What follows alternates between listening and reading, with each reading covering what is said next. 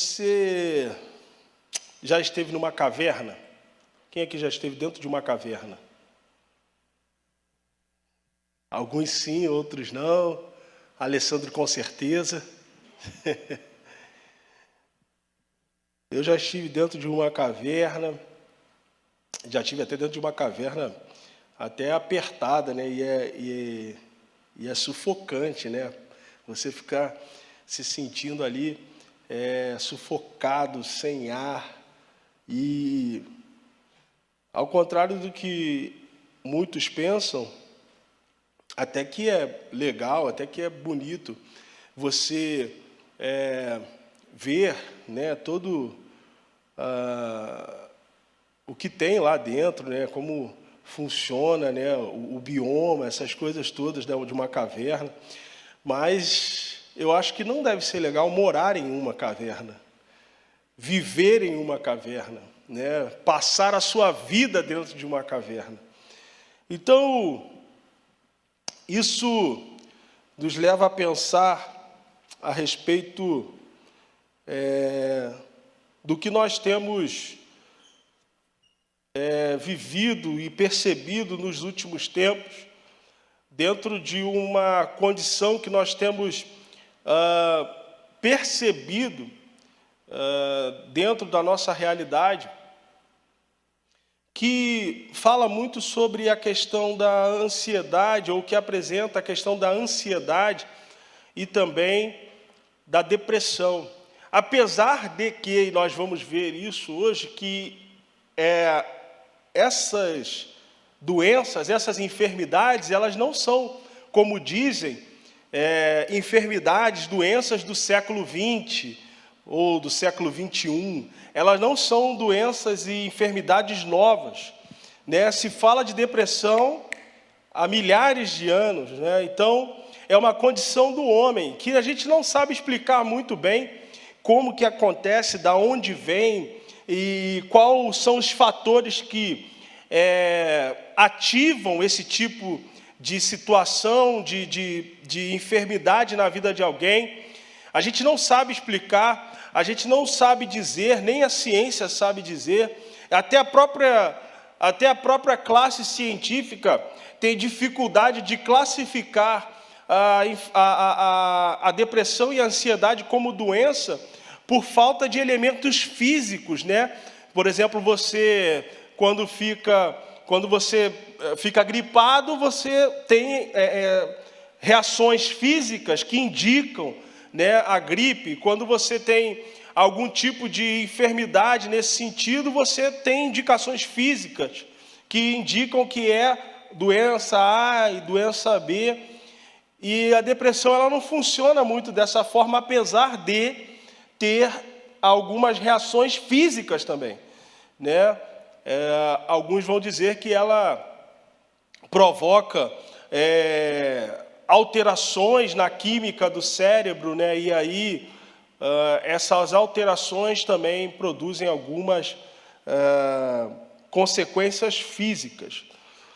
Mas o fato é que é uma realidade hoje no nosso meio, na nossa vida, no nosso cotidiano, e a percepção de que isso se agravou durante esse contexto que nós vivenciamos de pandemia, isolamento, né? E também toda uma questão econômica e financeira que afeta as pessoas, tem desencadeado os efeitos dessa enfermidade na vida de milhares de pessoas. E aí a gente vai percebendo que isso é algo que não foge tanto à nossa realidade, porque a gente, com certeza, conhece alguém ou já ouviu falar de alguém que sofre, né, com a depressão, com ansiedade em si. Mas uma das coisas que se comparam, ou na verdade fazem algum tipo de analogia a um quadro depressivo, é a caverna. Eu acho que você já ouviu falar a respeito de pessoas que sofreram ou sofrem de depressão, e elas até mesmo falando a respeito disso, num sentimento de que como se elas estivessem numa espécie de caverna, né? Num lugar escuro, fechado, fundo, inacessível, onde não tem ali nenhum tipo de interação social, onde elas se sentem sozinhas, onde elas se sentem desamparadas de alguma forma. Então, assim, dentro desse aspecto, eu trouxe um exemplo de uma caverna que mostra, a partir do texto bíblico, como que isso pode se desenrolar na vida de uma pessoa, mas também como isso também pode ser algo que traga também a liberdade dessa situação para a pessoa. A caverna pode ser um lugar inóspito, mas também pode ser um lugar de experiência com Deus. Então a gente tem que olhar sobre esse aspecto, e eu queria convidar você a abrir a Bíblia em 1 Samuel, primeiro livro do profeta Samuel, no capítulo 22, no versículo de 1 a 5.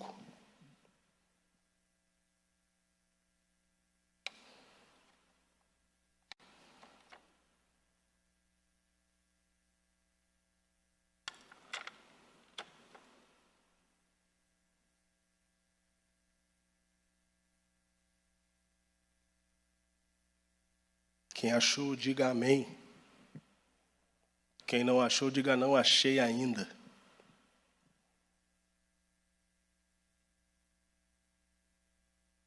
Primeira Samuel, capítulo 22, de 1 a 5. A Esther sabe, eu estou ouvindo ela responder aqui. Meu ouvido é bom. Diz assim a palavra de Deus: Davi retirou-se dali e se refugiou na caverna de Adulão. Quando ouviram isso, seus irmãos e toda a casa de seu pai desceram ali para ter com ele. E ajuntaram-se a ele todos os homens que se achavam em aperto, e todo homem endividado, e todos os amargurados de espírito, e ele se fez chefe deles. E eram com ele uns 400 homens. Dali passou Davi a Mispa de Moabe e disse ao seu rei: Deixa estar meu pai e minha mãe convosco, até que eu saiba o que Deus há de fazer de mim. Trouxe-os perante o rei de Moabe, e com este moraram por todo o tempo que Davi esteve neste lugar seguro. Porém o profeta Gade disse a Davi: Não fiques nesse lugar seguro, vai e entra na terra de Judá. Então Davi saiu e foi para o bosque de Herete. Senhor, essa é a tua palavra, e nós amamos a tua palavra porque ela é a verdade. E por isso rogamos ao teu Espírito Santo que ministre a tua verdade aos corações nesta noite. Em nome de Jesus. Amém e amém. Então, nós vimos aqui o primeiro aspecto funcional de uma caverna. A caverna, ela funciona como lugar de esconderijo. Davi, com muito medo de ser morto, de ser capturado, se esconde numa caverna. Ele se enfia numa caverna para tentar fugir de quem? De Saul, que estava em busca dele com a intenção de matá-lo, por conta de que ele estava, ou ele tinha, ciúmes de Davi, porque Davi tinha se tornado mais popular do que Saul, e o povo aclamava Davi de tal forma que ele sentiu que o trono dele estava ameaçado pelo pequeno Davi. E aí, numa mudança repentina de comportamento, Saul começa a perseguir Davi com a intenção de matá-lo, de tirar a sua vida. E Davi, com medo, busca um esconderijo.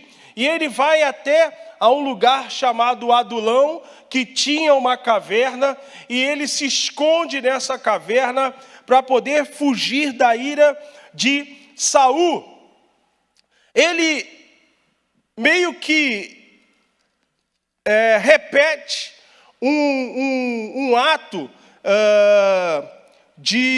na verdade, ele não repete, mas o Elias vai repetir um ato de Davi mais à frente, registrado no livro dos Reis, né? No primeiro livro dos Reis, no capítulo 19, que fala que Elias também foge de uma mulher chamada Jezabel, depois de ter matado 450 profetas de Baal, com medo da ameaça que essa mulher fez a ele.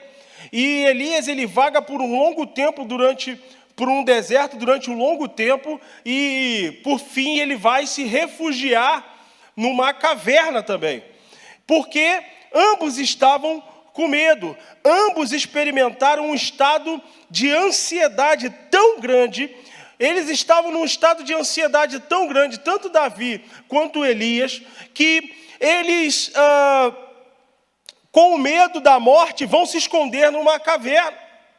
Perceba só o que faz a ansiedade na vida de uma pessoa.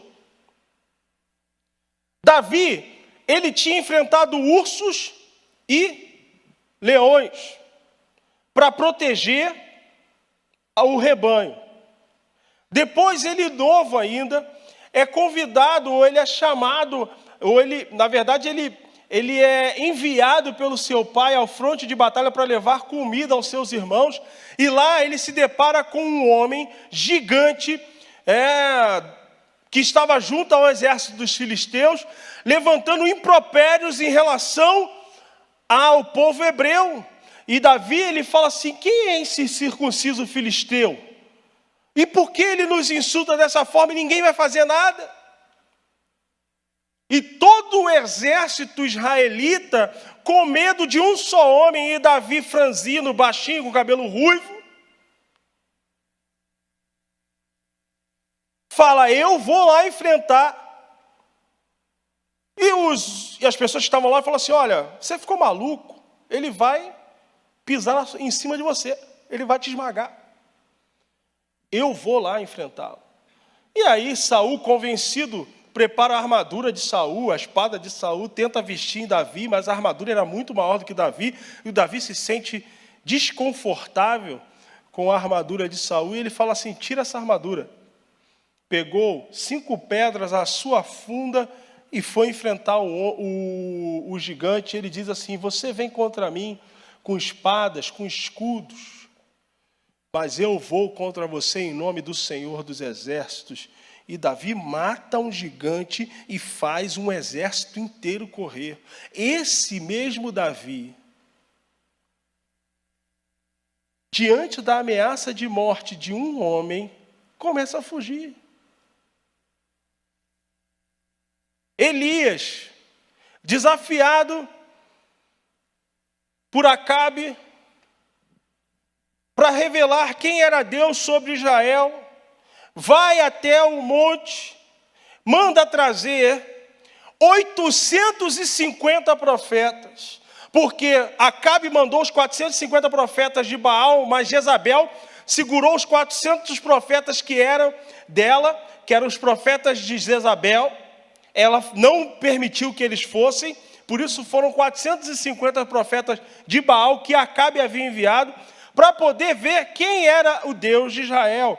E Elias invoca o Deus de Israel, que queima o holocausto cercado de água naquele dia, e eles se curvam, se dobram diante do poder de Deus, e Elias, na sequência, lança de uma espada e mata 450 homens.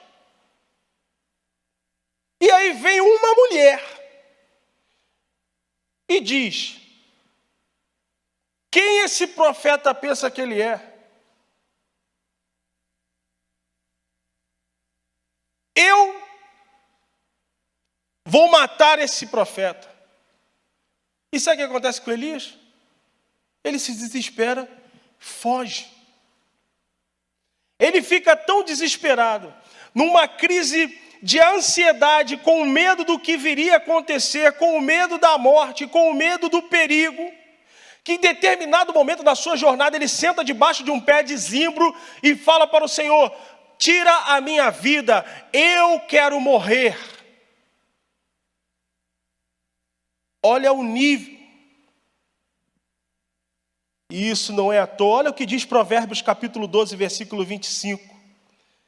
A ansiedade no coração do homem o abate, mas a boa palavra o alegra. Em outras versões vai dizer assim: o coração ansioso deprime, mas a palavra boa traz alegria. Ou seja, uma das portas para o processo depressivo ou de depressão, ou de desenvolvimento da depressão na vida de uma pessoa, é a ansiedade no coração. Não à toa, o apóstolo Paulo, em Filipenses capítulo 4, versículo 6, como acabamos de ler, ele vai dizer: não andeis ansiosos por coisa alguma. Porque a ansiedade, ela vai gerando um processo na nossa vida que vai colocando a gente num estado de temeridade, de medo, de apavoramento, que a gente vai se fechando, vai entrando, se aprofundando cada vez mais dentro de uma caverna escura, quando a gente chega num ponto que a gente perde a saída. E a gente se perde dentro dessa caverna. Ambos, por conta de um processo de ansiedade, tanto Elias quanto Davi, se enfiaram dentro de uma caverna. Perceba que foi a ansiedade daquilo que viria a acontecer com eles. Foi o que impulsionou eles para dentro da caverna. Perceba bem, Davi tinha sido ungido rei de Israel pelo profeta Samuel, amando de Deus. Antes de tudo isso, ele já tinha sido profeta, ele já tinha sido ungido rei pelo profeta Samuel antes de tudo isso. Só que ele ainda não tinha assumido efetivamente o reinado, mas a unção para reinar já estava sobre ele. Agora, Deus ia deixar Davi morrer? Deus se tornou mentiroso? Deus ia fazer algo no sentido: olha, você vai ser rei de Israel. E depois ia deixar Davi morrer pela mão de Saul? Perceba o seguinte, que se Davi tivesse parado ali no momento e pensado: caramba, Deus me ungiu rei. E se Deus disse que eu vou ser rei, quem é Saul para dizer que eu não vou ser? Mas você vê como que é um coração ansioso. E a gente pensa na ansiedade sempre como um fato de uma criança que espera o presente para o Natal, não é? A gente pensa ansiedade nesse sentido, né? Ai, caramba, já é... Ou então que esteja viajando, já chegou, né? A gente pensa sempre na ansiedade nesse aspecto, mas a gente nunca encara a ansiedade pelo aspecto do medo, do apavoramento, do contexto onde a pessoa ela tem a condição de ansiedade por medo daquilo que irá acontecer. Já viu a pessoa que tem dificuldade de orar em público? Não vou citar nomes aqui nessa noite. Se você quer saber quem é, venha no culto de quarta-feira, que na próxima quarta-feira ela vai orar aqui.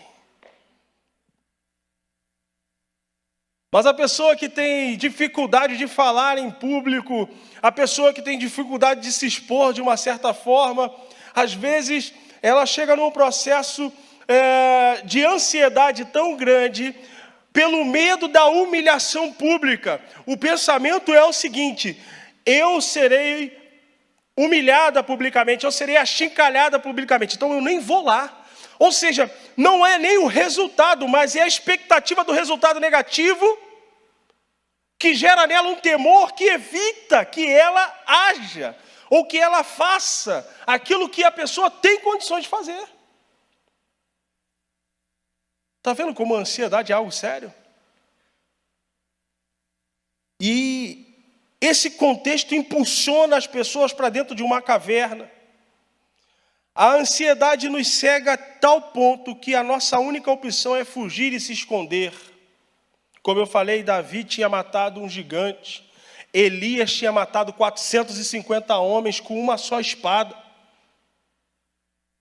Mas mesmo assim eles se esconderam. Porque uma das condições do processo de ansiedade no nosso coração é nos levar à reclusão. Se eu tenho medo, eu não me exponho. Se eu não me exponho, eu preciso me esconder. Por isso que Davi corre para uma caverna. Porque ele não podia ou ele não queria estar exposto. Mas Deus estava guardando ele. Teve um momento, no capítulo 24, no capítulo 24 de 1 Samuel, de primeiro livro de Samuel, que o exército de Saul cerca Davi. Eles correram para um lado do monte e Davi correndo para um lado do outro lado, com o seu pessoal. E aí, eles bateram de frente. E aí, era a morte. Sabe o que aconteceu? Na hora que Saul já estava ali no esquema para poder vir atropelando, veio um mensageiro e falou assim: Saul, volta para as suas terras porque os filisteus estão invadindo a sua terra. Aí Saul largou Davi para lá e foi correndo para defender as terras dele dos filisteus. Quem foi que mandou os filisteus lá invadir terra de Saul, senão Deus? Para livrar Davi. Então, o processo de confiança em Deus é um processo que começa a nos libertar de determinadas situações, de determinadas crises, de determinadas doenças, de determinadas enfermidades, de determinadas situações. Não é fácil, ninguém está dizendo que é fácil, mas às vezes é preciso simplesmente confiar e não duvidar em um nosso momento. Então, a primeira característica daqueles que estão na caverna ou buscam a caverna é se refugiar, é se esconder, como Davi fez na caverna de Adulão. E aí a gente também percebe o seguinte, no segundo ponto, é que quando Davi entra nessa caverna, ou quando ele vai acessar essa caverna, a família dele ficou sabendo que ele estava na caverna e desceu até lá para encontrar com ele. E quando ele estava dentro da caverna, homens de diversos tipos de situações e problemas foram ter com ele. E aí eu aprendo algo importante aqui sobre a caverna.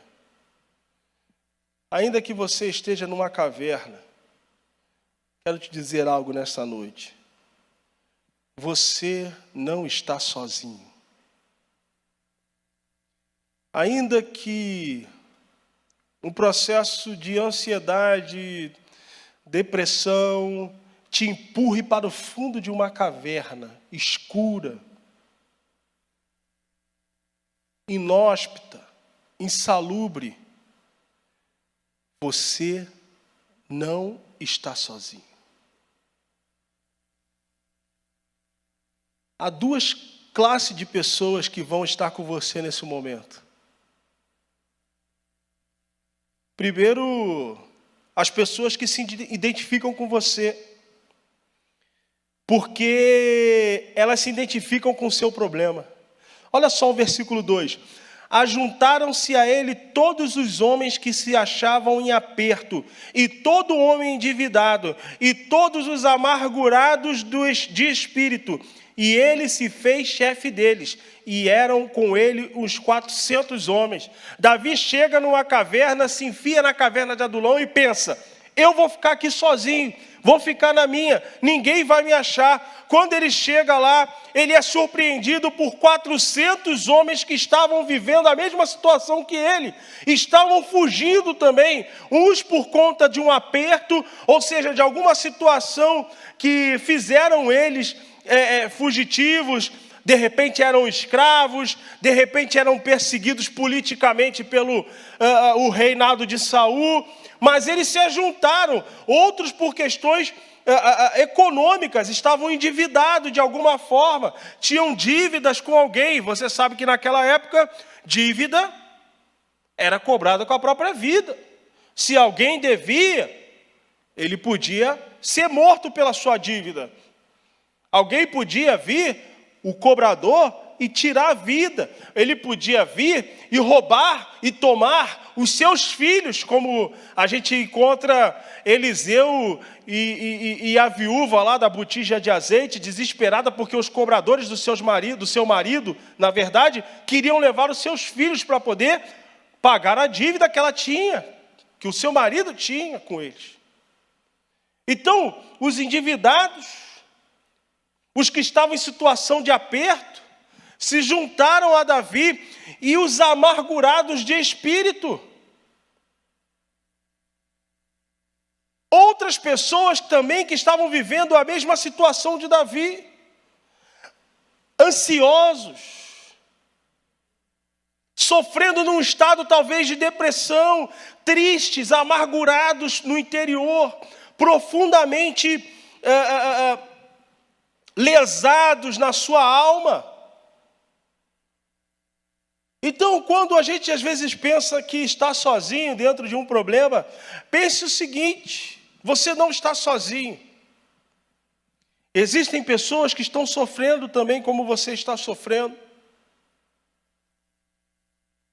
E é interessante que aqui, no sofrimento deles, eles se juntam para se ajudar. Quando Deus fala com Elias, lá no capítulo 19, e ele fala a respeito ele fala para Elias sair da caverna, Deus fala: sai daí dessa caverna. E ele ouve Deus falar, e ele entende, né, aquele texto clássico que vai dizer: olha, e veio um vento forte, mas Deus não estava no vento forte. E um terremoto, mas Deus não estava no terremoto. E um fogo, e Deus não estava no fogo. E veio uma voz suave, como uma brisa, e era Deus falando. E Deus, ele fala com Elias, com uma voz suave, e fala: sai, vem para cá. E aí, quando ele sai da caverna, a primeira coisa que Elias faz é o quê? Reclamar da vida. Ele fala: Senhor, eu trabalhei, eu fiz isso, e olha só como eu sou tratado, olha só o que fazem ao seu servo. Deus fala assim: Elias, filho, existem 7.000 que, assim como você, não dobraram os seus joelhos. Você não está sozinho. As pessoas que se identificam com você se identificam com o seu problema. As pessoas, elas entendem, veem, porque também às vezes estão vivenciando a mesma dor, o mesmo sofrimento.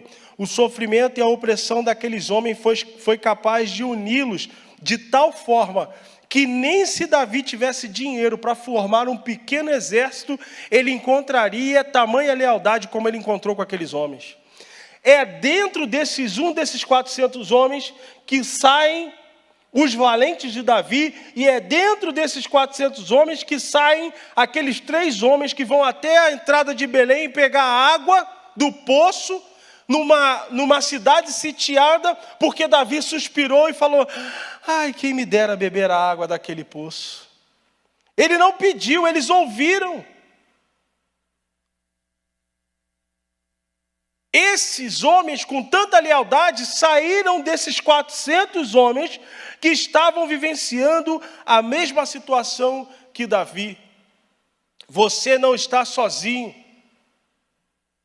Tem pessoas que se identificam com o seu sofrimento, que conhecem a sua dor e elas participam do seu sofrimento e da sua dor. Não precisa ficar sozinho, não precisa ficar isolado, porque tem pessoas que também sofrem como você. E percebam o seguinte, a dor, ela une muito mais do que a alegria.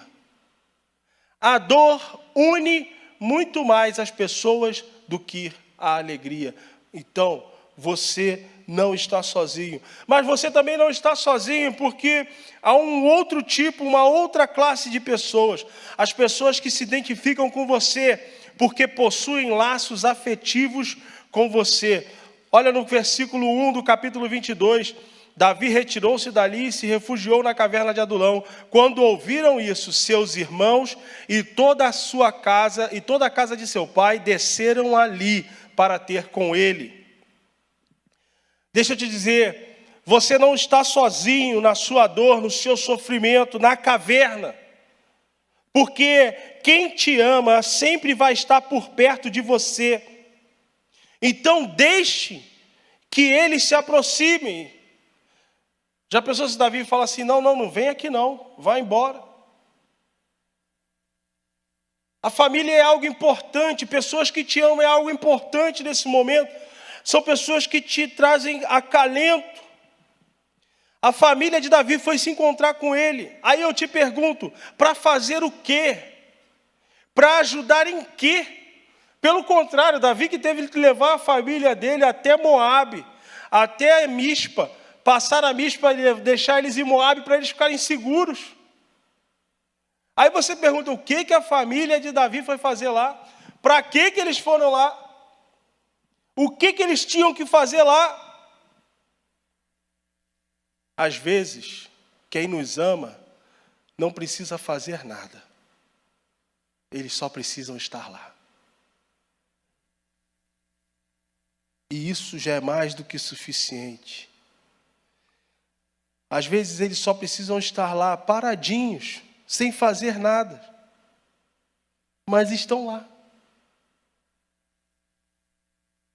Imagina você o coração de Davi ao ver seus parentes. Imagina como o coração dele deve ter se enchido de alegria e esperança ao ver a sua família, ao ver os seus familiares, ao ver as pessoas que o amavam e que ele amava lá. Essa reação é interessantíssima, porque os familiares dele souberam que ele estava lá e foram lá. E não diz, a Bíblia não fala nada. Eles foram lá para poder tentar convencer Davi a parar de fugir. Não, foram lá para tentar levar Davi, foram lá para levar comida. Não, eles foram lá. Eles simplesmente foram lá.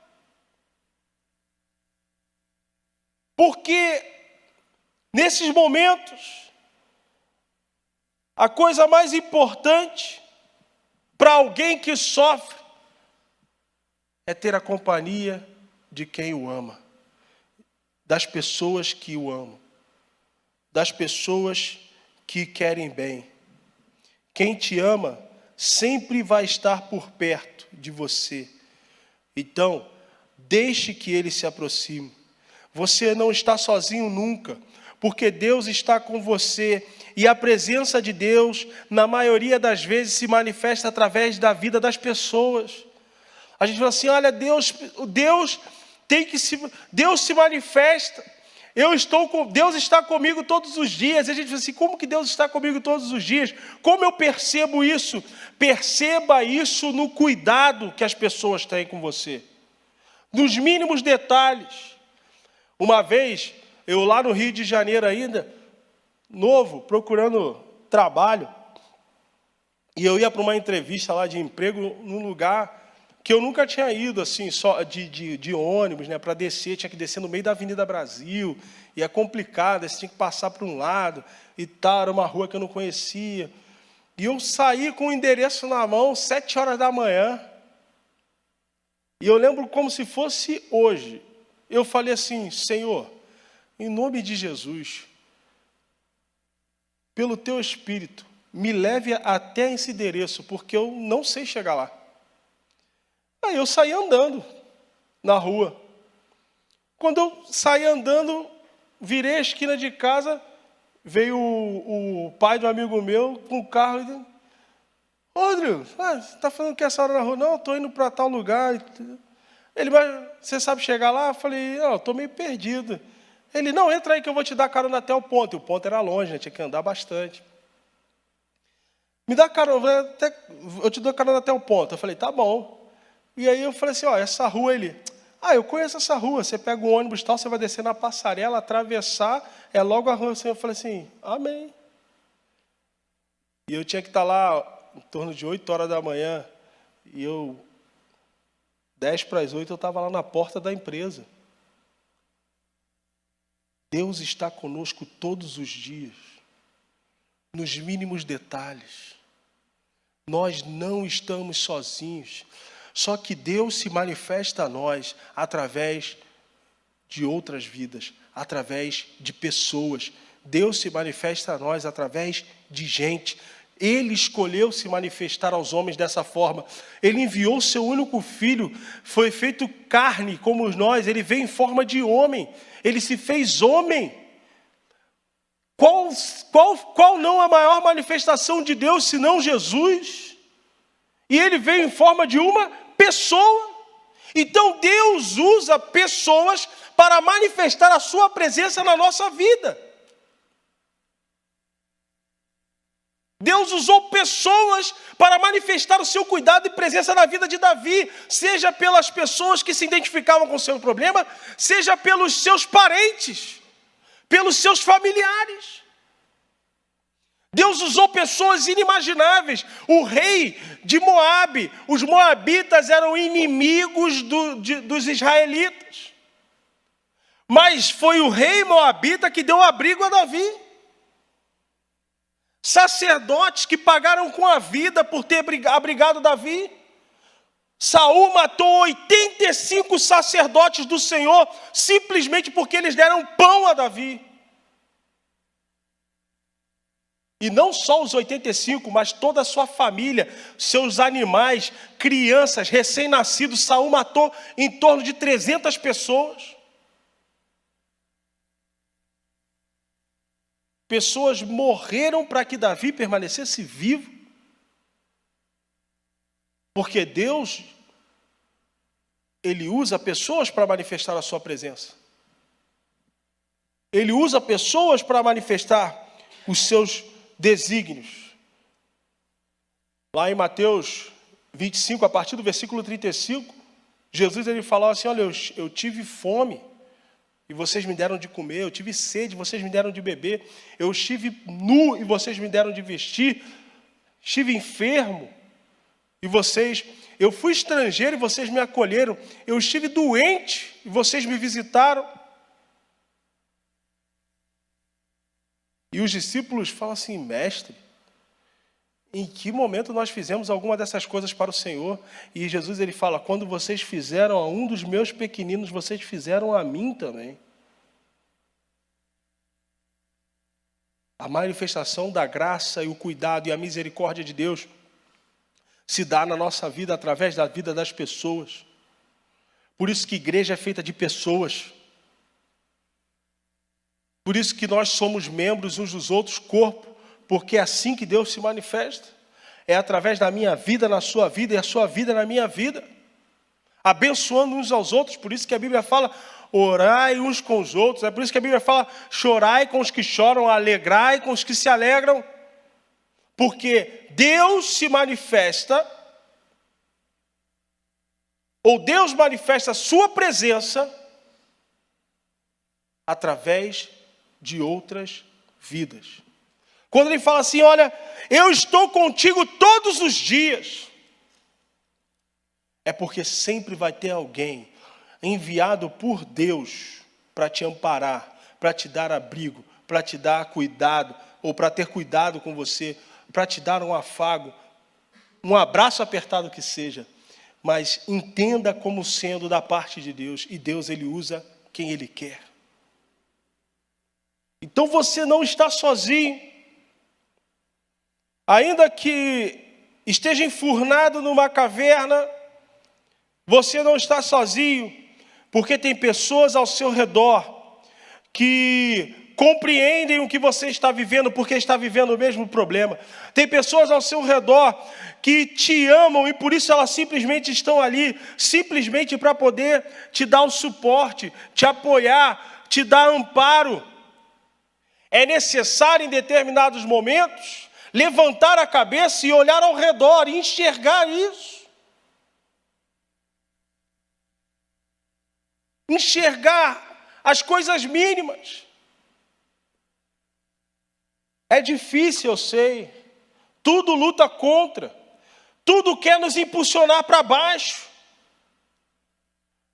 Mas é necessário fazer um esforço e erguer um pouco os seus olhos.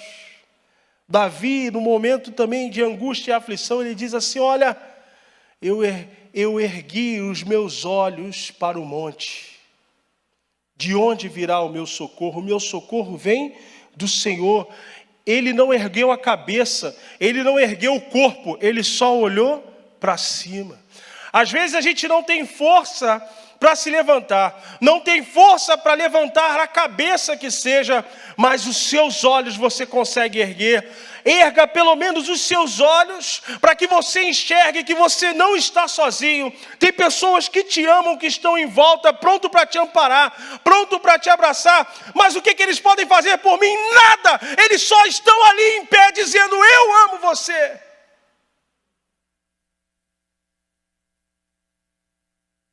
Eu estou aqui.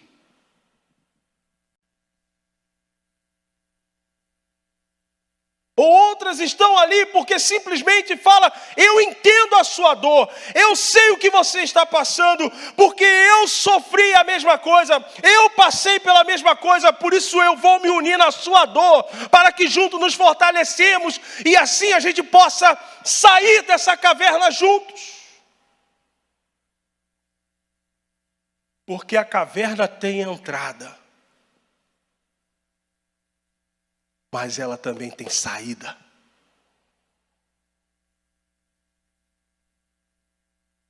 A caverna é um lugar aparentemente seguro, mas também é um lugar insalubre, com pouco oxigênio, sem alimento, improdutivo, escuro, impróprio para morar, perigoso, pois qualquer abalo pode fazer com que a caverna desmorone e você fique preso ali para sempre.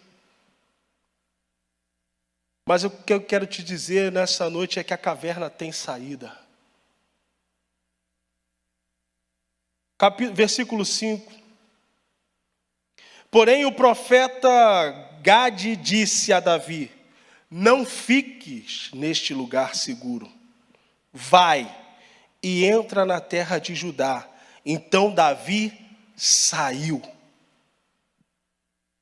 e foi para o bosque de Herete. Então Davi saiu. O profeta, e nada que está escrito na palavra de Deus está escrito à toa, não podia ser outra pessoa a dizer isso a Davi, senão um profeta da parte de Deus, porque o profeta, na palavra de Deus, é a representação, principalmente no Antigo Testamento, a representação máxima da própria voz de Deus para uma nação, para um povo, para alguém que precisasse ouvir a voz de Deus. Então, quando o profeta fala, é Deus falando. Então, naquele momento, o profeta Gade, sendo voz de Deus, fala para Davi: sai. Já deu. Está na hora de sair daí. Pois ele não podia ficar se escondendo para o resto da vida. Ele tinha um propósito a cumprir. Deus havia ungido Davi para ser rei, e ele não podia ser rei dentro de uma caverna. Então Deus fala: chega. Sai. Sai daí. Apesar de nesse momento Davi não estar fisicamente dentro da caverna de Adulão, mas a representação dessa fala do profeta dizia a respeito daquilo que ele estava vivenciando.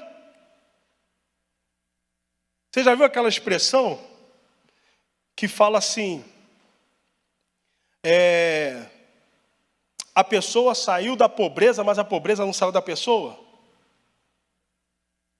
É mais ou menos isso. Davi, ele tinha saído fisicamente da caverna de Adulão, mas a caverna de Adulão estava nele ainda. Porque ele foi para Moabe se esconder. Continuar escondido. Sobre um outro nível de proteção, mas continuar escondido. Aqui ninguém me vê. Aqui eu estou protegido. Ele se esqueceu que quem dava proteção para ele era Deus, e não as pessoas, não um lugar físico, mas o próprio Deus. Ele havia esquecido disso, que Deus é quem guardava ele.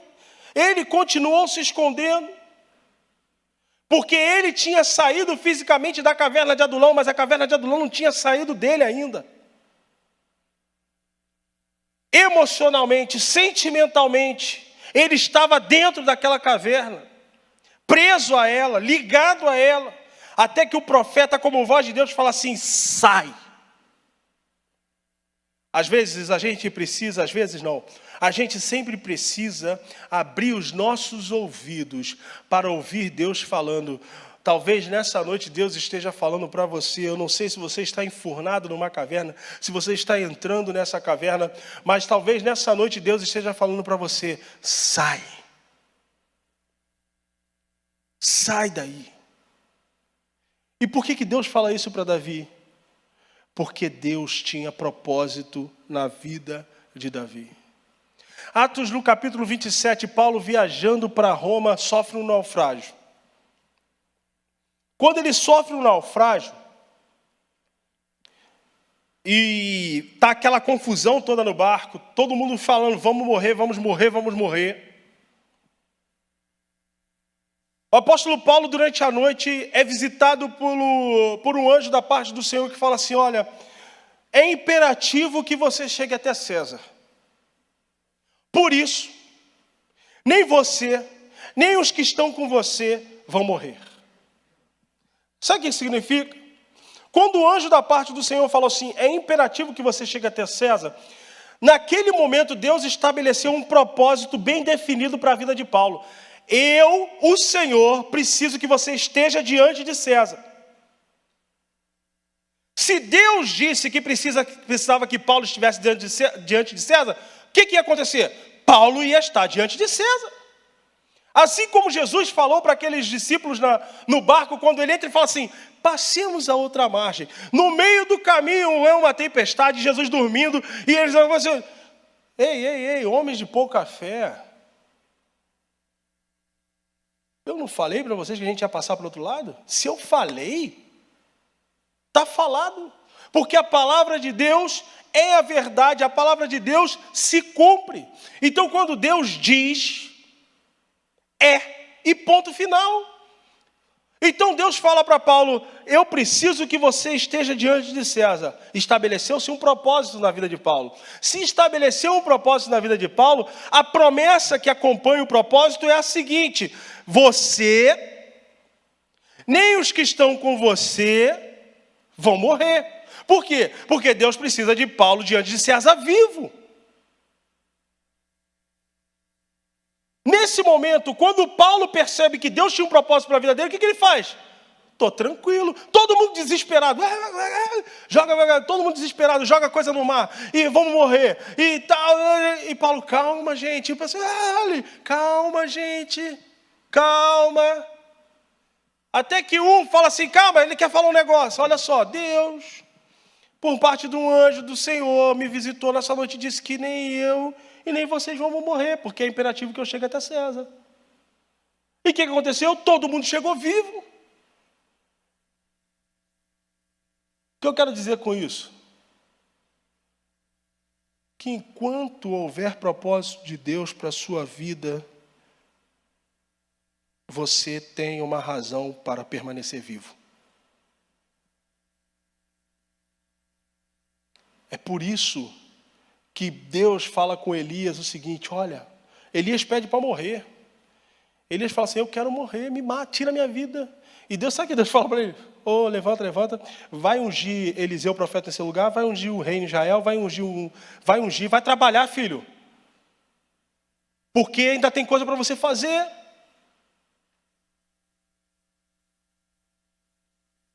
Deus, quando fala para Davi, sai desse lugar, ele fala, sai e vai para Judá, porque tem um povo. O lugar de um rei é ao lado do seu povo. Eu tenho um propósito. E o meu propósito para a sua vida não se constitui no fato de você ficar enfurnado dentro de uma caverna. E nem se esconder no resto da vida. Deixa eu te falar uma coisa.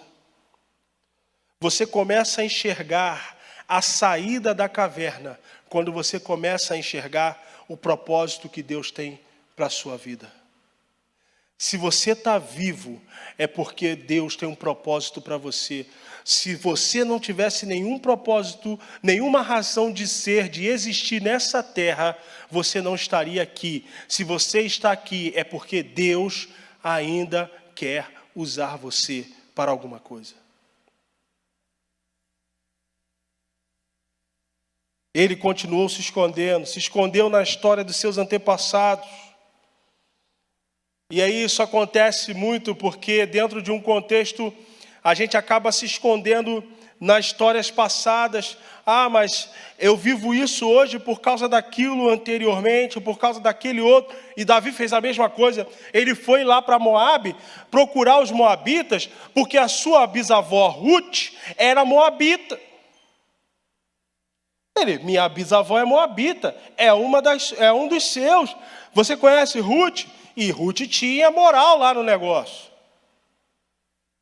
Claro.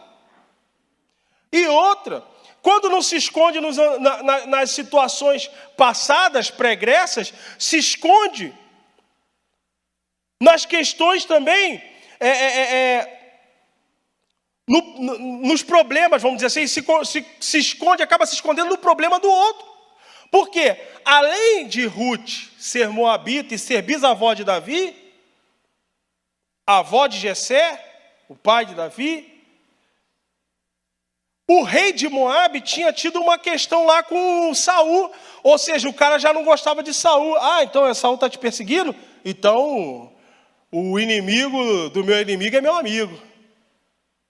Mas Davi se escora no problema do outro, não era o problema dele. Mas ele diz assim, olha, eu vou me esconder aqui porque você tem um problema com ele, então dentro desse problema que você tem com ele, eu vou me aproveitar. Quantas vezes na nossa vida, para a gente tentar esconder o que nós vivenciamos, nós nos escoremos nos problemas dos outros? Ah, é porque é assim por causa do meu pai, eu sou assim por causa da minha mãe, eu vivo isso por causa do meu irmão, eu vivo isso por causa da minha família. Seja você. Você é aquilo que Deus fez você ser, você é sozinho, indivíduo. Você não será salvo por causa da sua família. E também você não vai ao inferno por causa da sua família. Porque a relação que você tem para com Deus é individual. Deus tem a capacidade de transformar o seu ser por completo, independente da realidade e o contexto que você venha ou vivencie. Porque Ele é poderoso para transformar a realidade. Então não se esconda na história dos seus antepassados. Sabe por quê? Muitas das vezes é preciso se desprender do passado para encarar o presente e começar a construir um futuro.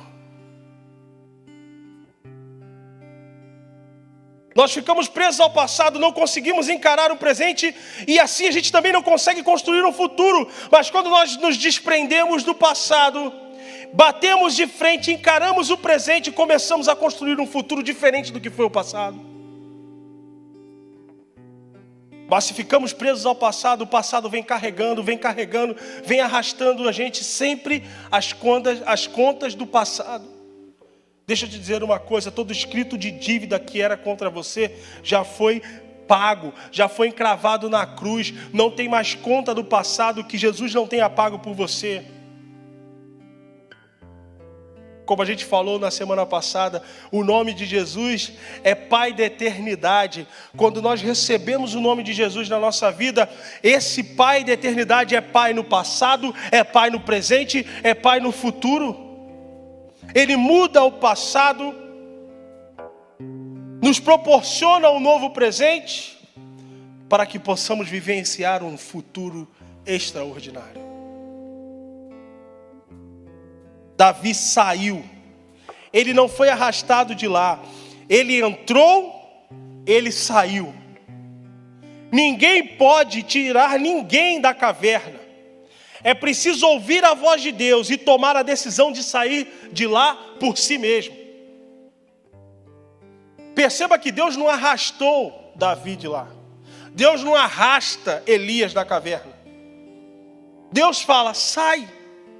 E convencidos pela voz de Deus, eles saem de lá com as próprias pernas. Porque uma vez que eles entraram, eles também têm condições de sair. Deixa eu te dizer, se você entrou numa caverna na sua vida, da mesma forma que você entrou, você tem condição de sair. Ouça a voz de Deus. O profeta não falou para Davi sair porque não havia mais perigo de ficar do lado de fora. Ele falou para Davi sair porque ele não conseguiria resolver nenhum dos seus problemas do lado de dentro. O profeta não chegou e falou assim, sai Davi, que está tranquilo. Saul já parou de te perseguir, Saul já morreu, não tem mais perigo nenhum aqui fora, ninguém vai perseguir você, pode sair. Não, ele falou, sai. Independente do perigo, porque você só vai conseguir resolver os seus problemas aqui fora. Aí dentro você não vai resolver os seus problemas, e ficar aí dentro não vai fazer com que os problemas desapareçam. Então saia, confia em Deus, confia na voz de Deus e comece a resolver as questões do lado de fora, porque do lado de dentro não tem como. Para começar a vencer a depressão e a ansiedade, é preciso dar um passo para fora da caverna. É preciso começar a sair de lá de dentro. Eu não estou dizendo que quando você saiu está tudo resolvido, não. O passo para começar a resolver é sair. A decisão de sair, eu vou sair daqui. Eu quero sair dessa caverna. Eu quero sair desse lugar escuro. Eu quero sair desse lugar inóspito, insalubre. Porque aqui de dentro eu não vou resolver nada. A caverna é um lugar onde a oportunidade de ter todos os medos e anseios sanados é real. Porque Deus está em todos os lugares e com isso temos sempre a oportunidade de louvá-lo e adorá-lo. Salmos 52, versículos 6 e 7 é um escrito de Davi, uma música de Davi feita dentro de uma caverna. Davi diz o seguinte: estenderam uma rede para os meus passos, isso abateu minha alma. Diante de mim cavaram um fosso, porém eles mesmos nele caíram. Meu coração está disposto, ó Deus, meu coração está livre do medo, quero cantar e entoar louvores. Davi escreveu isso dentro de uma caverna. É dentro dessa caverna que a mudança começa. Mas o seu coração precisa estar disposto. Coloque o seu coração disposto diante do Senhor nessa noite. E fala: Deus, o meu coração está disposto. O meu coração está livre do medo. O meu coração está liberto de todo e qualquer medo. Porque a palavra do Senhor fala que o verdadeiro amor lança fora todo medo.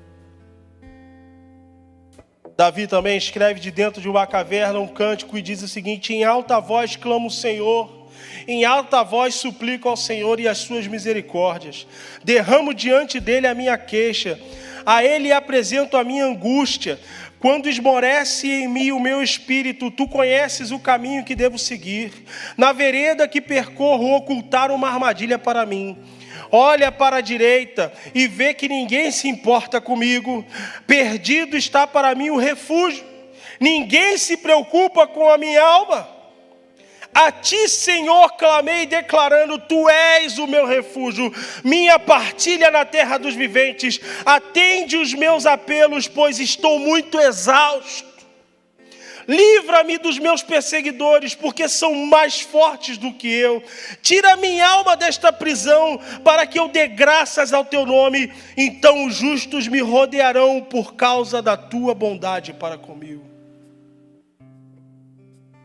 Davi, em profunda angústia, clama ao Senhor e fala: tira-me daqui. Eu estou cansado, eu estou exausto, eu estou extenuado, eu não aguento mais. Tira-me daqui. Se você não conseguir, não tiver forças para sair dessa caverna por si só, clame ao Senhor e diga: tira-me daqui. A mão do Senhor está estendida para te puxar para fora. Ele ouvirá o seu clamor, assim como ouviu de Davi.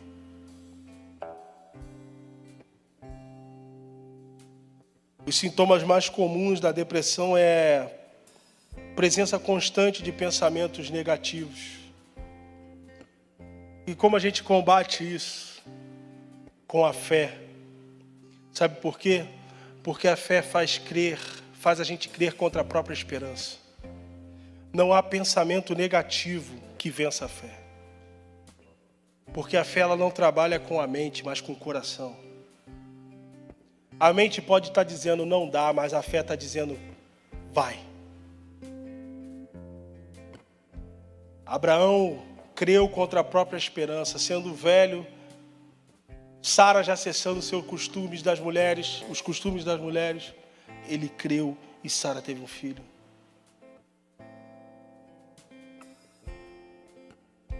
Eles também colocam como um dos sintomas comuns da depressão o sentimento de culpa. Lembra que eu falei que no capítulo 24 de 1 Samuel, 85 sacerdotes do Senhor tinham sido mortos por Saul e toda a sua família, toda a sua casa. Sobrou um jovem. E esse jovem encontra Davi, e Davi, ele fala para esse jovem: a culpa foi minha. Eles morreram por minha culpa. Olha o contexto que Davi vivia nessa fuga de uma profunda ansiedade, depressão, porque ele olha e fala assim: a culpa foi minha. A culpa não foi dele, foi Saul que foi lá e matou os caras deliberadamente. Só porque ele soube que Davi esteve com eles e eles não avisaram a Saul. Mas quando a pessoa está tão afundada nisso, ela pega o ato do outro e projeta na sua própria vida, dizendo: foi por mim a culpa. Eu sou responsável por isso. Deixa eu te dizer, você não é responsável pelo ato de ninguém. Cada um é responsável pelos seus atos. Não assuma para si uma culpa que não te pertence. Outro sintoma é a sensação de inutilidade.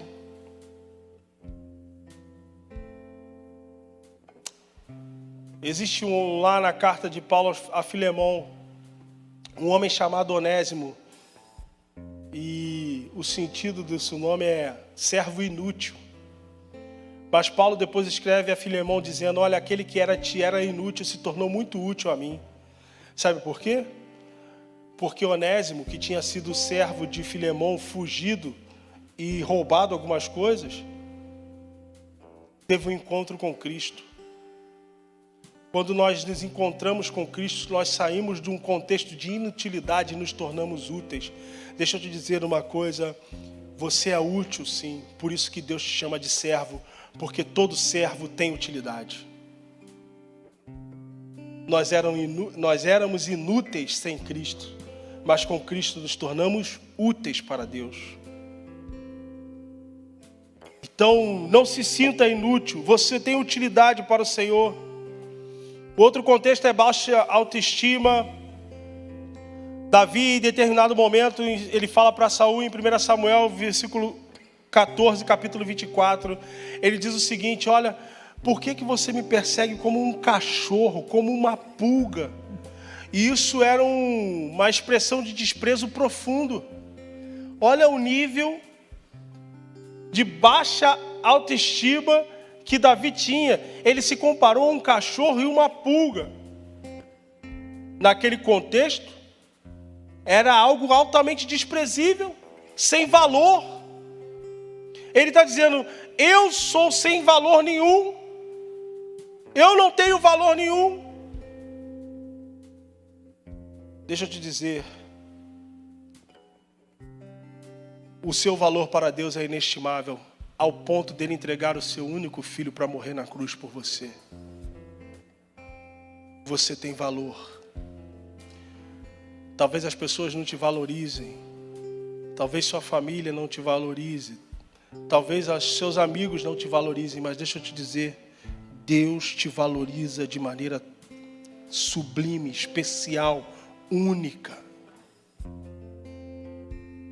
Você não está sozinho. Está difícil? Está pesado? Está enfornado numa caverna? Jesus diz para você nessa noite: vinde a mim todos os que estão cansados e sobrecarregados, e eu vos aliviarei. Tomai sobre vós o meu jugo e aprendei de mim, porque sou manso e humilde de coração, e achareis descanso para a vossa alma. Porque o meu jugo é suave e o meu fardo é leve. Mateus capítulo 11, versículo 28 e 30. Toda caverna tem uma saída. E essa saída é Cristo. Ele é a porta de saída dessa caverna. Entregue o seu coração, abra o seu coração para Ele. Nessa noite diga: eu quero sair daqui. Eu quero deixar diante de Ti tudo que tem me deixado cansado, oprimido. Eu preciso de alívio. Com certeza Jesus te dará alívio e descanso. Não fique na caverna. Não tem necessidade de você ficar aí. Ela é só um esconderijo. Todo esconderijo é temporário. Não existe esconderijo permanente. Mas hoje chegou o dia em que Deus fala para você: sai. Eu tenho um propósito. Eu tenho algo para a sua vida. Eu quero usar porque você é útil. Ainda que você pense que você não tem utilidade nenhuma para nada. Ainda que você pense que você é alguém inútil. Eu estou dizendo para você: você é útil. Você tem utilidade. Sai. Você não está sozinho. Aqueles que te amam estão à sua volta. É só você não percebeu ainda. Levanta os seus olhos. Tem pessoas ao seu lado cuidando de você. Elas simplesmente estão ali em pé. Elas simplesmente não sabem o que fazer, mas elas estão ali, mesmo sem saber o que fazer, elas estão ali, porque elas te amam, porque elas querem ver você bem. Existem pessoas que se identificam com o que você está vivendo, porque elas passaram pela mesma situação, ou passam, ou vivenciam. Você não está sozinho.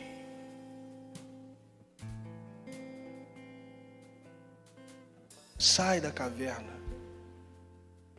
nessa noite. Saia. Você não precisa ficar aí.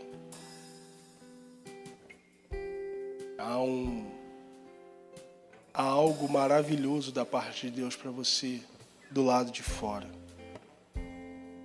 É só você dar o primeiro passo. Em nome de Jesus.